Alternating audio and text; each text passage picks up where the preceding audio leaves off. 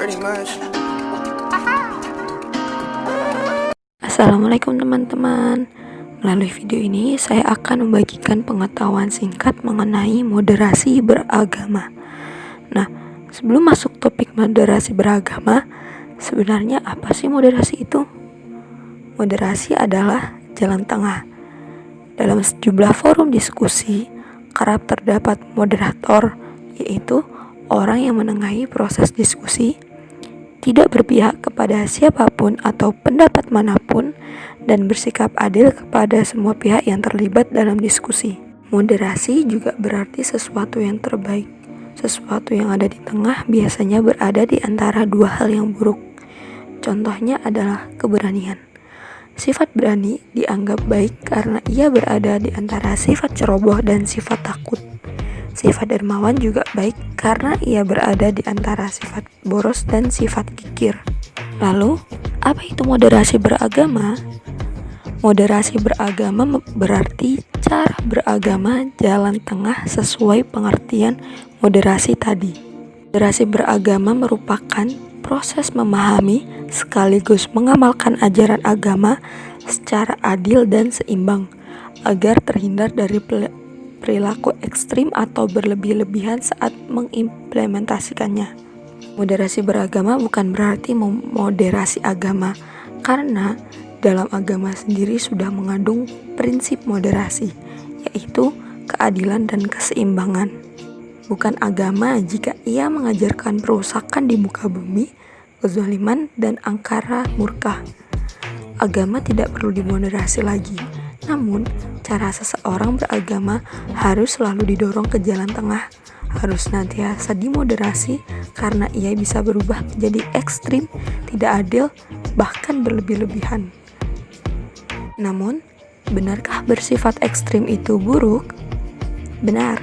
Jangankan ekstrim atau berlebihan terhadap sesuatu yang jelas-jelas buruk seperti kesombongan, bahkan terhadap sesuatu yang dianggap baik pun, jika itu dilakukan berlebihan, implikasinya bisa menjadi buruk. Jadi, kunci moderasi adalah tidak berlebih-lebihan, apalagi dalam masalah beragama.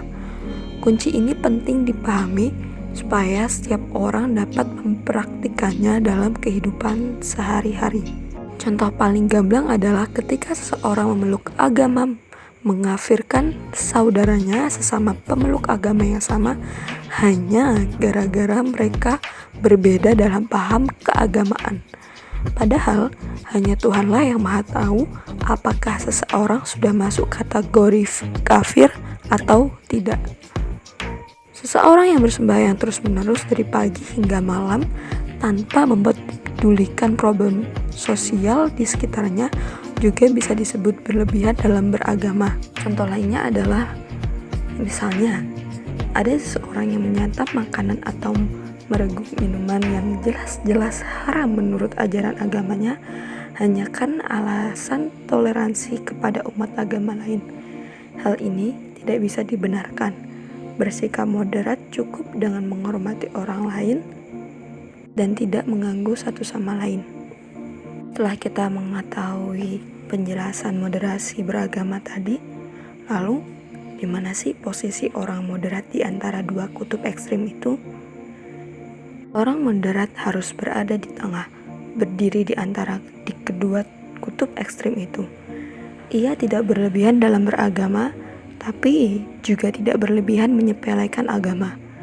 Dia tidak ekstrim mengagungkan teks-teks keagamaan tanpa menghiraukan akal atau nalar, juga tidak berlebihan mendewakan akal hingga mengabaikan teks.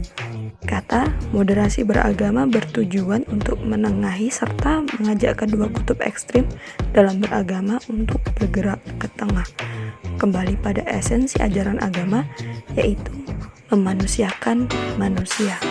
Sekian pembahasan kali ini. Terima kasih sudah menonton video ini. Sampai jumpa di video selanjutnya.